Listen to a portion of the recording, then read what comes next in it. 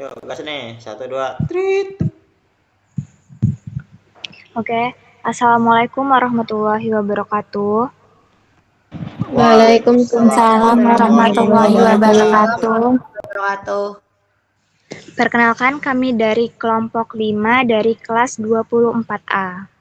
Sebelumnya izin memperkenalkan diri terlebih dahulu. Nama saya Vira Aprilia. Di sini saya akan menjelaskan materi mengenai sistem pencernaan pada manusia bersama teman-teman saya, yaitu Karisma Nur Hasana, Sofiatus Salwa, Reva Alia Azahra, dan Siti Fajulina. Oke, langsung ke materinya. Sistem pencernaan manusia. Sistem pencernaan manusia terdiri atas organ-organ yang berfungsi untuk mengolah makanan sehingga nutrisinya dapat diserap oleh tubuh. Di sini ada alat-alat pencernaan pada manusia yang terdiri dari rongga mulut, kelenjar ludah, esofagus, lambung, usus besar, usus halus, kantong empedu, pankreas, dan appendix. Appendix itu adalah usus buntu. Oke, next.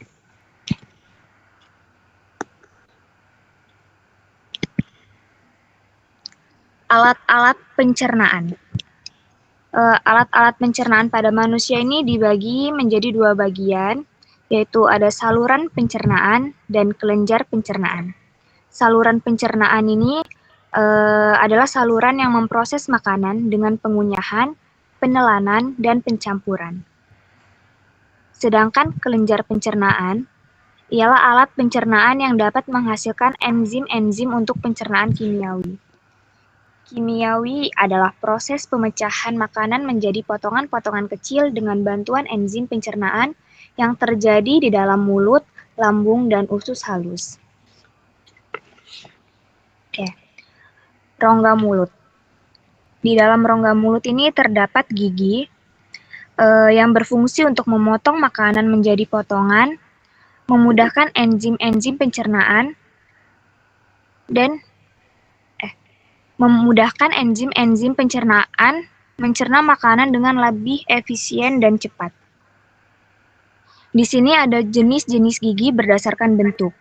Yang pertama itu ada gigi seri. Gigi seri itu berfungsi untuk memotong, mencabik, dan menahan makanan. Ada gigi taring juga yang berfungsi untuk menyobek makanan, dan gigi geraham yang berfungsi untuk menghancurkan dan menghaluskan makanan. Selanjutnya, ada lidah.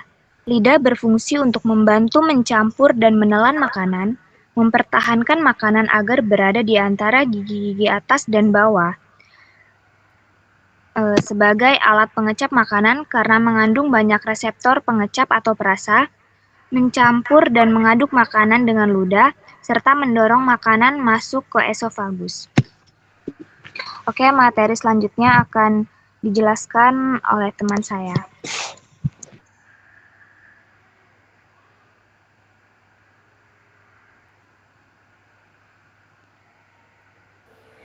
Selanjutnya ada kelenjar ludah yang berfungsi untuk menyekresikan saliva atau air liur yang mengandung enzim ptialin atau mengubah amilum menjadi maltosa. Fungsi air liur yaitu yang pertama untuk membasahi makanan, yang kedua mencegah mulut dari kekeringan, yang ketiga membunuh mikroorganisme, yang keempat bertindak sebagai buffer atau pengangga pH. Next. Yang selanjutnya ada kerongkongan. Kerongkongan itu terdiri dari 1/3 otot lurik, kemudian 2/3 otot polos, kemudian terdapat cairan agar bolus tetap basah. Nah, di kerongkongan itu ada gerak peristaltik, yaitu gerak kontraksi dan relaksasi otot polos yang mendorong makanan menuju lambung. Next. Lambung. Lambung atau ventriculus adalah kantung makanan pada saluran pencernaan yang terletak di sebelah kiri rongga perut. struktur lambung, yaitu yang pertama ada kardiak, yaitu bagian lambung atas dekat jantung. Yang kedua ada fundus, bagian lambung tengah yang membulat. Yang ketiga ada pilorus, lambung bawah dekat usus. Yang keempat ada rugae, yaitu membran mukosa berbentuk lekuk-lekuk yang berfungsi melindungi dinding lambung dari abrasi asam lambung. Yang kelima ada sphincter esofageal, yaitu katup yang menjaga agar makanan yang masuk tetap berada di lambung. Yang keenam ada sphincter pylorus, yaitu katup yang menjaga makanan agar tidak keluar sebelum pencernaan selesai. Selanjutnya akan dilanjutkan oleh teman saya. Baik, akan saya lanjutkan pencernaan pada lambung. Jadi pencernaan pada lambung itu terbagi menjadi dua, yaitu mekanis dan kimiawi. Pencernaan mekanis adalah pencernaan yang mengubah potongan besar makanan menjadi potongan-potongan kecil yang selanjutnya dapat diakses oleh enzim. Pencernaan mekanis terjadi karena adanya gerakan peristaltik akibat kontraksi otot lambung yang mengakibatkan bolus tercampur dan teraduk menjadi bubur atau kim. Sedangkan proses kimiawi, pencernaan kimiawi terjadi dengan bantuan getah lambung yang dihasilkan oleh kelenjar yang terletak di dinding lambung di bawah fundus. Peran pencernaan mekanis dan kimiawi memiliki peran yang berbeda. Pencernaan kimiawi menguraikan molekul besar menjadi molekul yang lebih kecil dan dapat diserap oleh tubuh. Sedangkan pencernaan mekanis tidak mengubah makanan menjadi molekul yang lebih kecil. Next. Zat-zat pada getah lambung. Asam lambung terdapat HCl, mematikan bakteri yang ada dalam makanan, mengubah sifat protein, mengaktifkan enzim pepsinogen menjadi pepsin. Kemudian ada enzim pepsin, merombak protein menjadi pepton.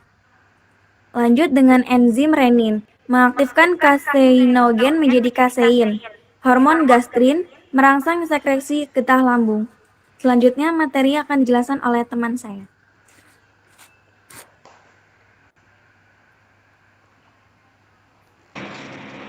Selanjutnya ada usus halus. Usus halus memiliki struktur duodenum atau usus 12 jari yang panjangnya kurang lebih 25 cm. Kemudian jejunum atau usus kosong panjangnya 6-8 meter. Ada ileum atau usus penyerapan. Dalam usus halus terjadi pencernaan secara kimiawi. Usus halus sendiri berfungsi sebagai tempat pencernaan makanan dengan menggunakan enzim-enzim. Terdiri dari dua saluran. Yang pertama, kantong empedu, berisi cairan empedu yang dihasilkan oleh hati, berguna untuk mengemulsikan lemak. Yang kedua ada pankreas, menghasilkan getah pankreas yang bersifat basah, mengandung beberapa jenis enzim seperti amilase, tripsin, dan lipase. Selanjutnya ada usus kosong. Dalam usus kosong terdapat enzim-enzim yang dihasilkan oleh kelenjar pada dinding usus. Fungsi enzim yang ada pada usus kosong yang pertama, enterokinase yang berfungsi mengaktifkan tripsinogen. Yang kedua ada laktase yang berfungsi mengubah laktosa menjadi glukosa. Yang ketiga ada erepsin yang berfungsi mengubah pepton menjadi asam amino. Yang keempat ada maltase yang mengubah maltosa menjadi glukosa. Yang kelima ada disakarase mengubah disakararida menjadi monosakararida. Yang keenam ada peptidase yang mengubah polipeptida menjadi asam amino. Yang ketujuh ada sukrase, fungsinya mencerna sukrosa menjadi glukosa dan fruktosa. Yang terakhir ada lipase, mengubah trigliserida menjadi gliserol dan asam lemak. Selanjutnya ada usus penyerapan. Pada usus penyerapan terdapat banyak lipatan atau lekukan yang disebut vil. Fungsi vil di sini yaitu memperluas permukaan usus sehingga proses penyerapan zat makanan akan lebih sempurna. Zat makanan yang diserap berupa glukosa, protein, vitamin B dan C, mineral, air yang diserap oleh kapiler darah dalam villi diangkut menuju hati. Zat makanan yang diserap berupa asam lemak, gliserol, vitamin A, D, E, dan K, dan diangkut melalui pembuluh getah bening atau limfa. Materi selanjutnya akan disampaikan oleh teman saya. Materi selanjutnya adalah usus besar. Usus besar mempunyai panjang kurang lebih 1,5 sampai 1,7 meter. Usus besar pada umumnya terdiri atas usus besar ascending atau naik, transversal atau melintang, dan descending atau menurun. Saluran usus besar berakhir pada rektum, yaitu bagian berotot yang mengeluarkan kotoran melalui anus. Di dalam usus besar hanya terjadi penyerapan air dan elektrolit dari sisa-sisa makanan, serta terjadi pembusukan sisa-sisa makanan yang dibantu oleh bakteri Escherichia coli. Di antara usus halus dan usus besar terdapat sekum. Pada ujung sekum terdapat tonjolan kecil yang disebut appendix atau umbai cacing yang berisi massa sel darah putih yang berperan dalam imunitas.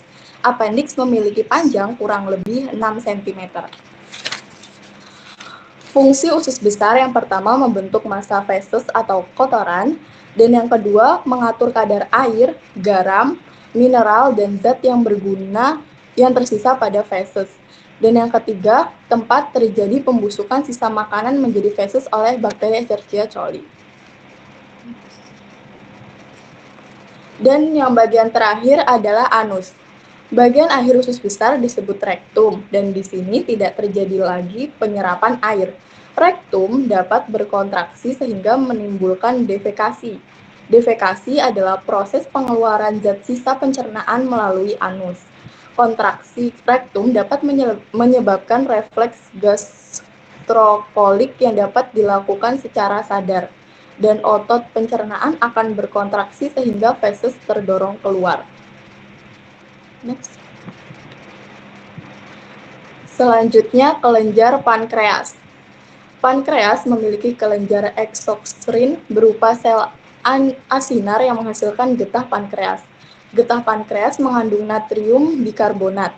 Enzim yang dihasilkan oleh pankreas yang pertama ada amilase, yaitu mengubah amilum menjadi glukosa. Yang kedua ada lipase, mengubah lemak menjadi asam lemak dan gliserol. Dan yang ketiga ada tripsin yang mengubah protein menjadi senyawa asam amino. Selanjutnya, fungsi hati pada pencernaan.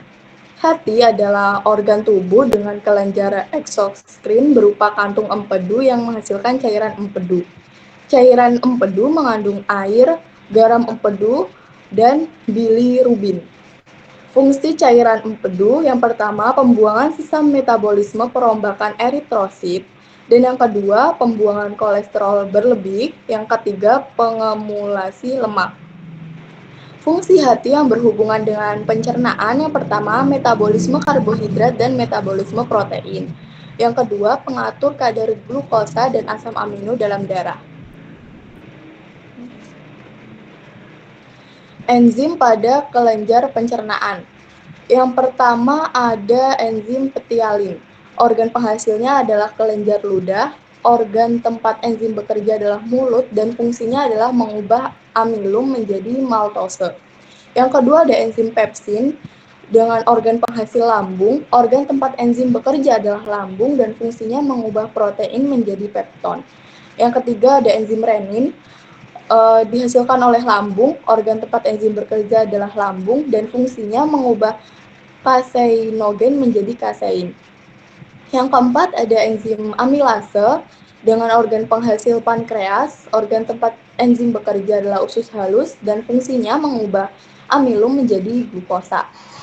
Dan yang kelima ada lipase. Organ penghasilnya pankreas, organ tempat enzim bekerja adalah usus halus dengan fungsi mengubah lemak menjadi asam lemak dan gliserol. Dan yang keenam ada tripsin dengan organ penghasil pankreas dengan organ tempat enzim bekerja usus halus mengubah protein menjadi asam amino. Yang ketujuh ada enzim laktase dengan organ penghasil usus halus, organ tempat enzim bekerja adalah usus halus dan mengubah laktosa menjadi glukosa. Yang kedelapan ada sukrase dengan organ penghasil usus halus, organ tempat enzim bekerja adalah usus halus dan fungsinya mengubah sukrosa menjadi glukosa dan fraktosa. Dan yang kesembilan ada maltase dengan organ penghasil usus halus, organ tempat enzim bekerja adalah usus halus dan fungsinya mengubah maltose menjadi glukosa.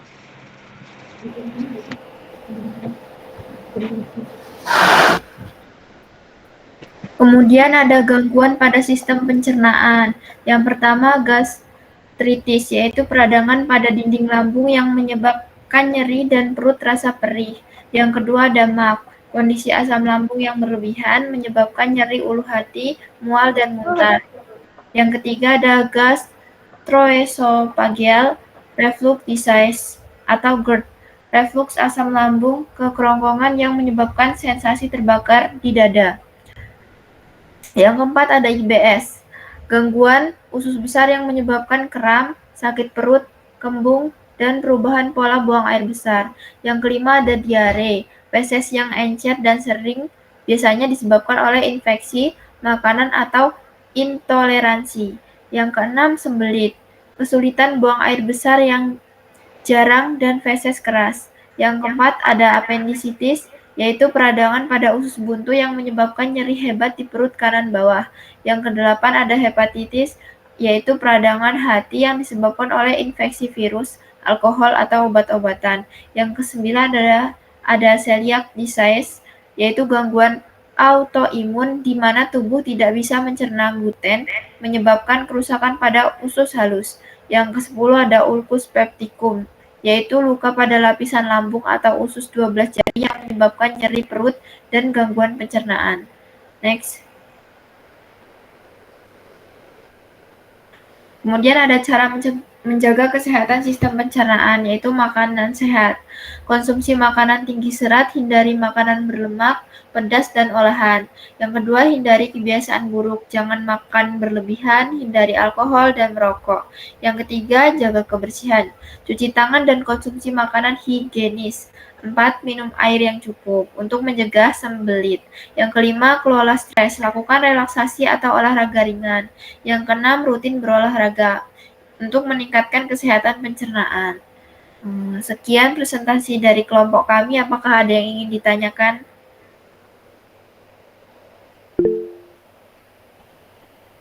Silahkan, Agista.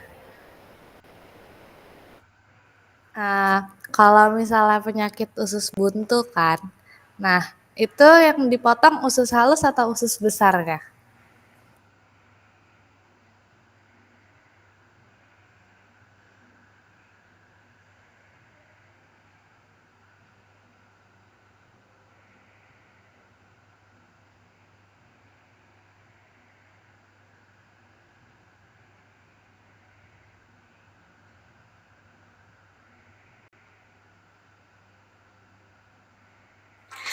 Maaf Agis, boleh diulangin pertanyaannya?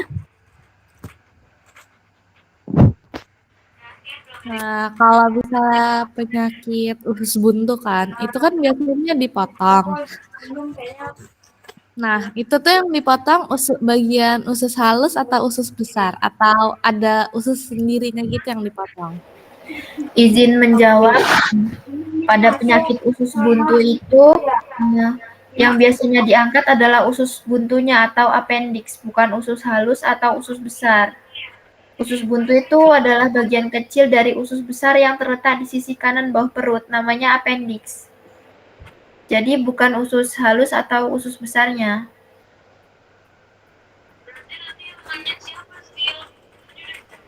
Oke, makasih. Yang nanya siapa ya? Satu yang belum. Apakah ada yang ingin bertanya lagi? Silakan Putri Azahra. Oke, sebelum itu izin memperkenalkan diri, nama aku Putri Azahra dari kelompok 9. Aku pengen nanya, kenapa kita tuh dianjurin sarapan sebelum memulai suatu aktivitas di pagi hari?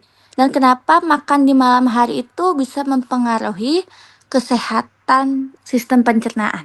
Sekian, terima kasih.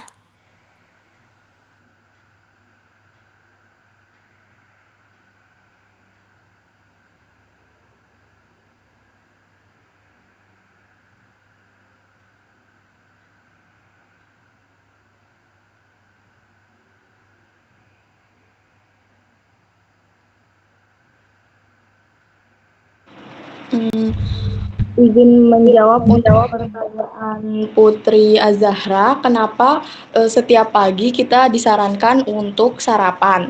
Karena ketika pagi kan kita harus memulai semua kegiatan ya, dan kegiatan itu kan membutuhkan energi. Jadi kita harus mengisi tubuh kita itu dengan energi gitu. Dan kenapa di waktu malam hari kita apa tadi? Apa tadi pertanyaannya Putri? Maaf, yang di malam hari? Oke, dan kenapa di malam hari itu kita tuh nggak boleh makan di atas jam 10 misalnya, karena itu bisa mempengaruhi kesehatan sistem pencernaan. Karena di malam hari itu yang udah mulai tengah malam itu proses pencernaan kita itu sudah mulai beristirahat gitu. Jadi kalau kita isi makanan lagi terasa tidak nyaman gitu. Ada mungkin rasa mulas atau kita makan tapi tidak kenyang gitu.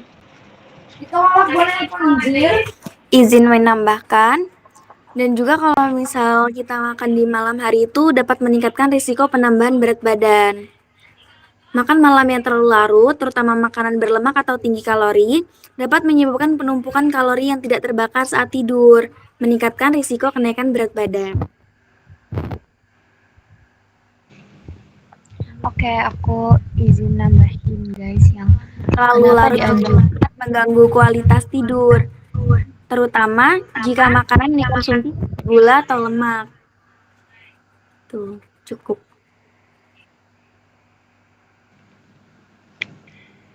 Oke, aku nambahin untuk yang kenapa dianjurkan untuk sarapan terlebih dahulu di pagi hari dan sebelum aktivitas itu karena untuk mengisi kembali cadangan energi tubuh yang berkurang selama kita tidur. Jadi kalau kita tidur itu kan kayak apa ya? Selama kurang lebih itu 8 jam kan ya. Kan kita tuh kayak nggak ada energi tuh pas bangun pagi tuh kayak lemas gitu kan. Nah, jadi itu untuk mengisi kembali cadangan energi. Terus membantu tubuh untuk mendapatkan nutrisi yang dibutuhkan untuk kita berpikir, bekerja, dan beraktivitas, dan membantu otak untuk berkonsentrasi.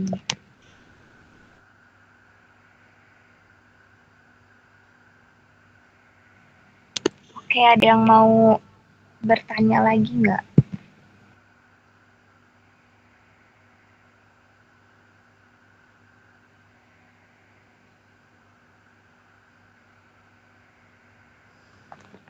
Kayaknya udah nggak ada lagi ya yang mau tanya. Oke, mungkin sekian presentasi dari kelompok 5. Jika ada salah kata, kami mohon maaf. Kami tutup. Wassalamualaikum warahmatullahi wabarakatuh. Waalaikumsalam warahmatullahi wabarakatuh.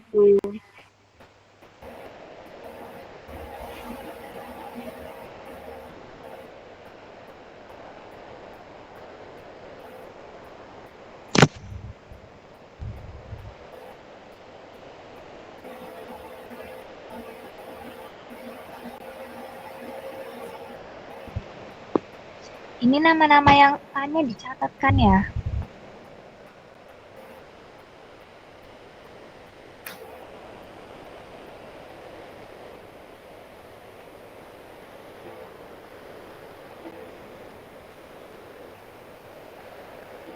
Raffi udah, Raffi.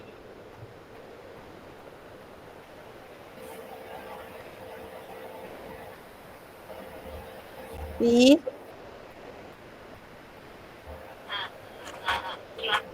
Tidur dia. Tidur jangan enggak masih on kok.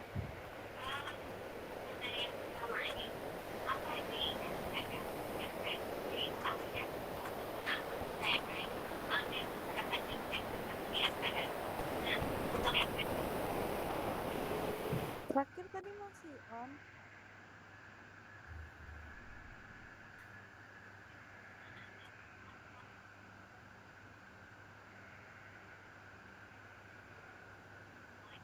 Udah belum ini? Tapi tidur kayaknya. Ayo ketiduran piye iku? Enggak lo masih on tadi Raffi.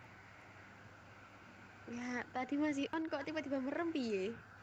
2 menit yang lalu.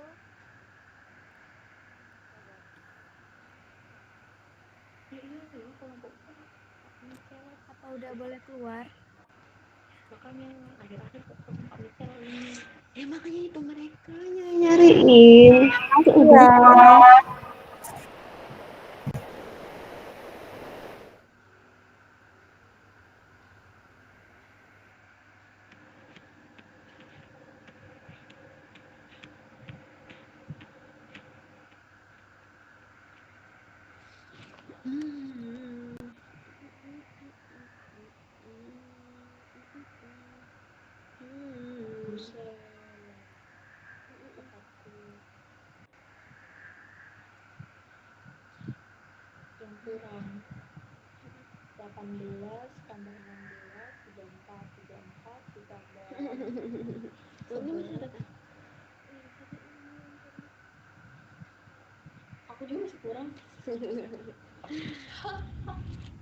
Banyak pada dalamnya berkeliaran.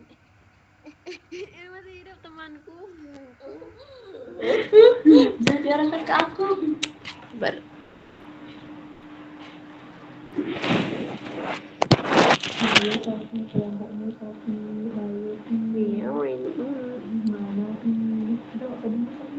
Guys, ini udah selesai apa belum sih? Udah. Ini videonya kayaknya belum dimatiin sama Raffi. Oh,